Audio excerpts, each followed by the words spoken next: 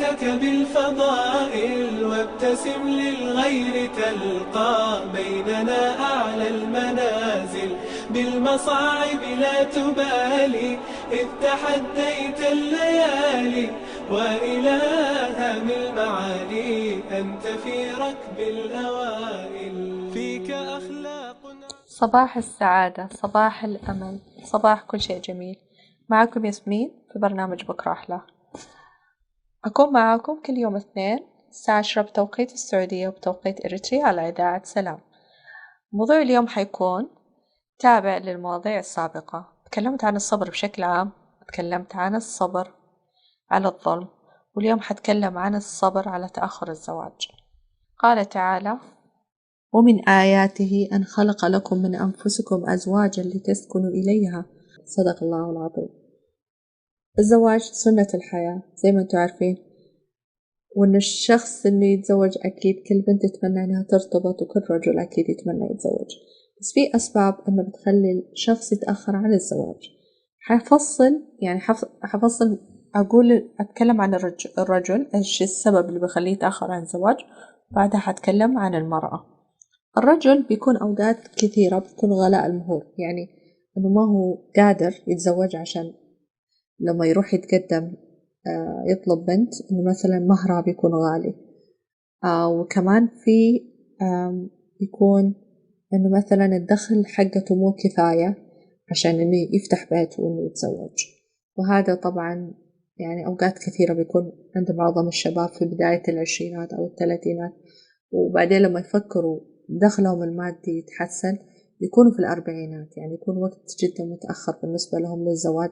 صح إنهم يقدرون يتزوجون، بس إنه يعني حيكون شوية مرة متأخر، يعني بالنسبة كرجل إنه يتزوج الأفضل إنه يتزوج أبكر. في نفس الوقت كمان في عدم تحمل المسؤولية. في بعض الشباب الله يهديهم ما يحبون يتحملون مسؤولية البيت والعيال، وإنه يحسون إنهم حيتقيدون وحيضطرون إنه مثلا يحسون زي شيء كذا يخليهم مقيدين وما يسوي الأشياء الروتينية اللي بيسويها في حياته.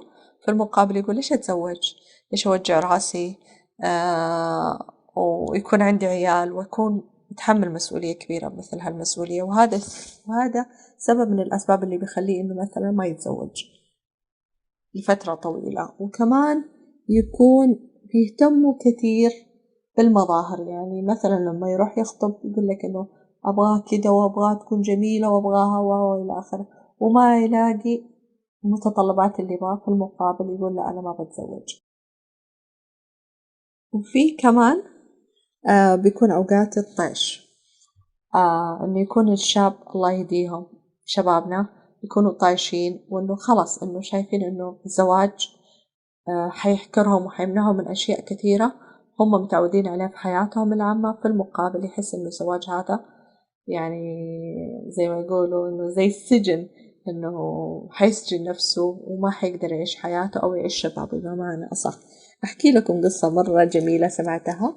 كان في رجل، كان الرجل هذا دائما كل الاهتمام، القصة هذه تتكلم عن الاهتمام بالمظاهر. الرجل هذا دائما كان يهتم، يروح كل ما يروح مع أهله يخطب يقول لا هذه فيها وهذه فيها، ويطلع عيوب الدنيا في البنات زين، ويقول أنا ما أخذ إلا كده. سبحان الله الرجال وصل 40.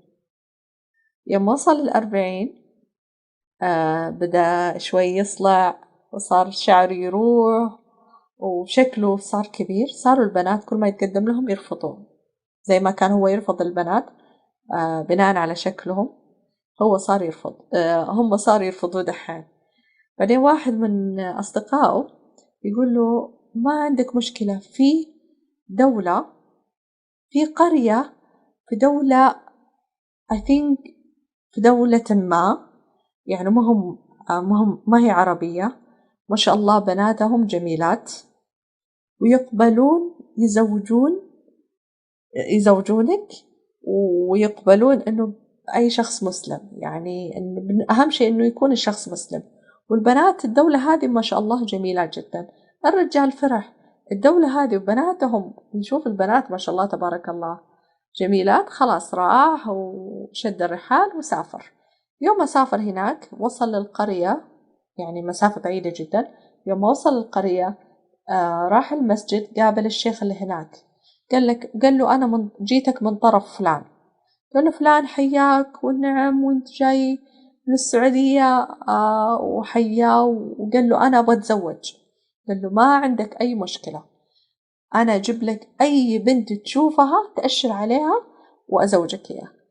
قال له كم المهر؟ قال له ما عليك في المهر، المهر عندنا مختلف. قال له شلون؟ قال له أنت جاي يعني من السعودية، يعني المكان اللي فيه الحرم، يعني المكان المقدس، في المقابل لازم مهر البنت هذه بيكون إنك تكون حافظ شيء من القرآن، يعني حافظ جزء، تقريبا 20 جزء أو 30 جزء من القرآن.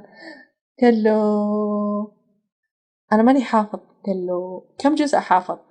قال له يعني يمكن جزء عامة. قال له جزء عامة وانت عايش في بلد الإسلام والبلد اللي فيه الحرم المكي، المدينة، كيف انك ما تحفظ القرآن؟ قال له خلاص انه انا سمعني جزء عامة. وطلع مو حافظ. قال له احنا ما نقبل نزوج بناتنا لشخص ما هو حافظ جزء شيء من القرآن. ورجع وهو خائب. هذه قصة قصيرة بخصوص تأخر الزواج، وإنه الرجل سبحان الله لما يهتم بالمظاهر وما يركز على الدين إيش بيصير فيه، أو كان المرأة بما معنى صح. والمرأة أكتر شيء المرأة بيكون السبب تأخر الزواج، يعني أوقات كثيرة ما بيكون بيدها، بيكون بيد مثلا الأهل. بيكون إنه مثلا هي بتكون بسبب التقاليد والعادات، إنه هي مثلا لازم تاخذ ولد عمها، ما ينفع تاخذ أحد من القبيلة، أي شخص يتقدم لها من قبيلة أخرى ممنوع إنها تقبل فيه. هذا بسبب إنه مثلا إنها تكون محكورة، ولد عمها ممكن أو ولد خالها مثلا، إنه ما عنده نية يشوفها مثل أخته، ما عنده نية يتزوجها.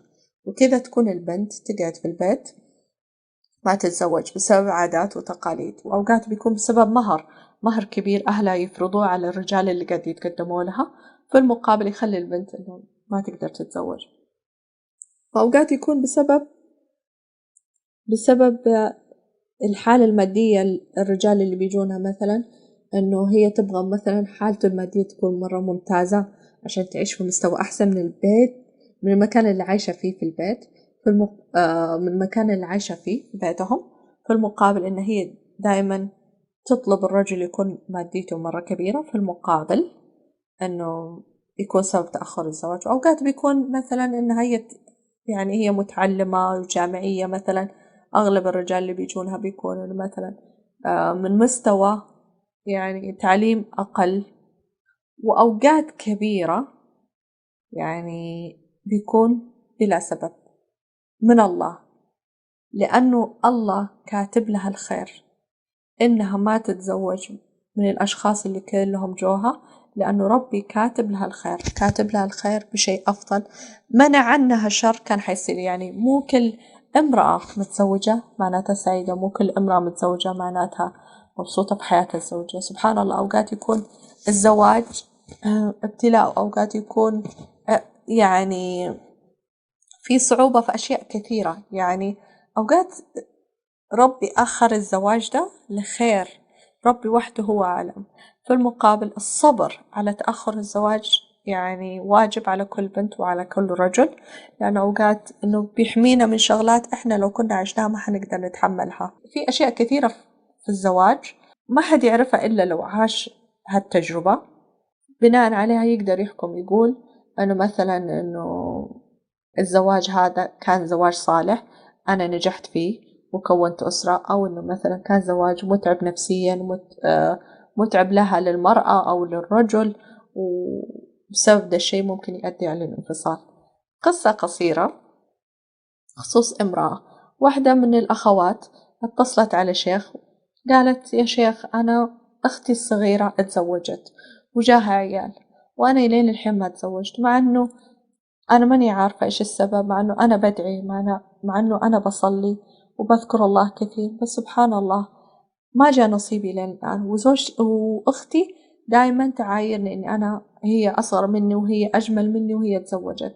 قال لها الشيخ اصبري واحتسبي الأجر لله، وسبحان الله ربي حي ما أخروا الزواج لك إلا الخير، ربي كاتبه لك. سبحان الله، صبرت واحتسبت وأذكار وقيام ليل.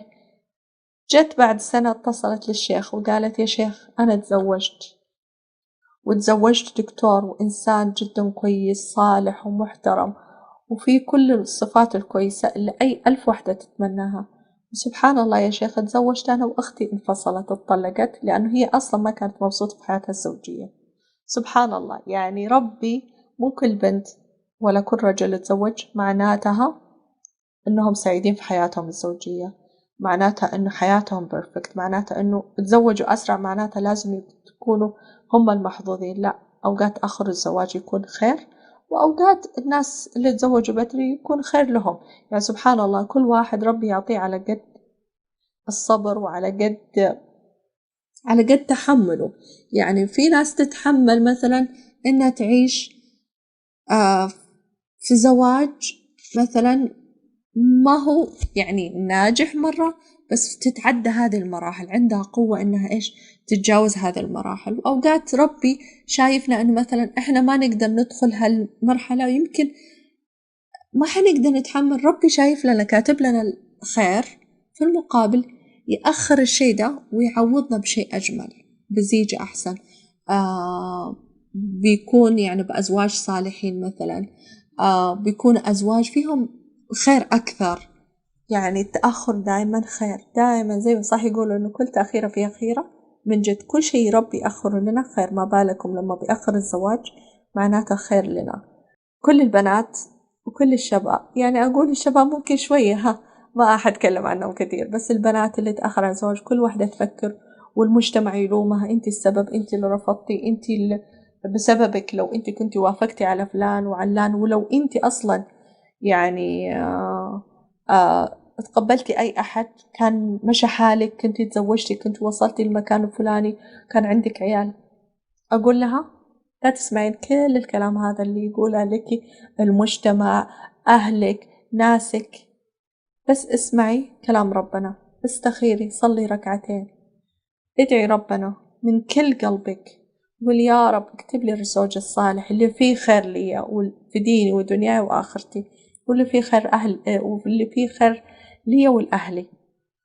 خليكي صادقة مع ربنا، صدقيني حيجيك الجواب من ربنا، والجواب حيكون جدا جميل، بزوج صالح، برزق واسع، بذرية صالحة.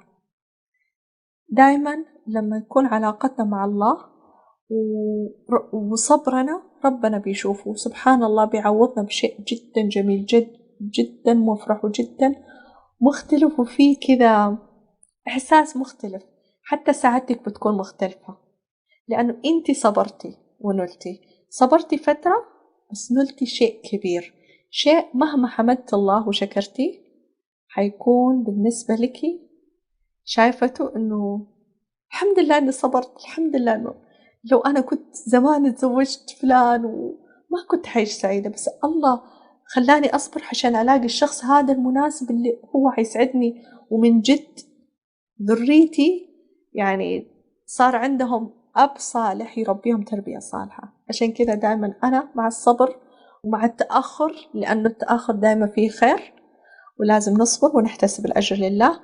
ولازم تعرفوا من جد يا بنات، يعني ربنا موجود، وربنا بيعطي كل واحدة الزوج الصالح اللي يسعدها ويسعد أهلها ويعطيها ذرية صالحة، بس كل شيء إن شاء الله بيجي بوقته. ولا تنسون في تكملة وحيكون بإذن الواحد الأحد الأسبوع الجاي يوم الاثنين، ولا تنسون إنه بكرة أحلى وبعده أحلى وبعد بكرة أحلى. والسلام عليكم ورحمة الله وبركاته.